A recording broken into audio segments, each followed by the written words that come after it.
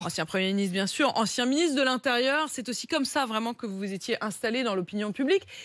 Ministre de l'Intérieur qui jette quel regard aujourd'hui sur ces chiffres? On en débat tous ensemble. Ces chiffres avec une insécurité en hausse, une délinquance en hausse, des violences faites aux personnes en hausse, coups et blessures en hausse et surtout violences sexuelles aussi en très forte hausse. Ces chiffres qui sont mauvais, ce bilan d'Emmanuel Macron qui est jugé sur le front de la sécurité mauvais par les Français et par vous? Moi, je jette un coup d'œil différent, moins sur les chiffres, parce que c'est une réalité, nous y reviendrons, mais que sur des évolutions de la société qui sont extrêmement inquiétantes.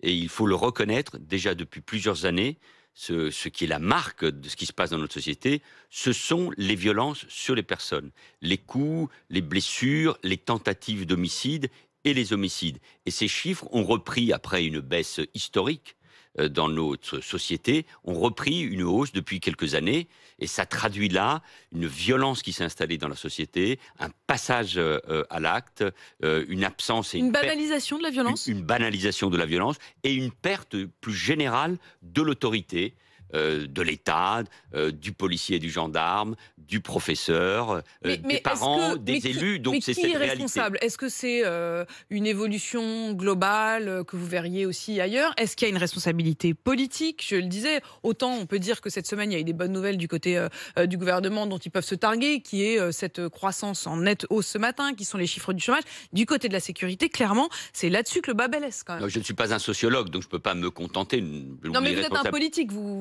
Exactement, c'est pour ça, je suis un politique. Donc, et puis j'ai agi, j'ai été maire aussi, donc il faut agir parce que c'est un sujet de préoccupation avec le pouvoir d'achat et la santé majeur pour les Français. Donc il faut agir. Mais la responsabilité, elle est globale. Parce qu'on peut par exemple expliquer que les violences sexuelles, les violences infrafamiliales, elles sont en augmentation parce qu'aussi il y a une action des pouvoirs publics qui font remonter ces sujets. Mais le fait inquiétant, ce sont les violences sur les personnes. Et c'est ça qu'il faut combattre. Et donc c'est toute la chaîne pénale qui doit évidemment être mobilisée ou remobilisée avec force.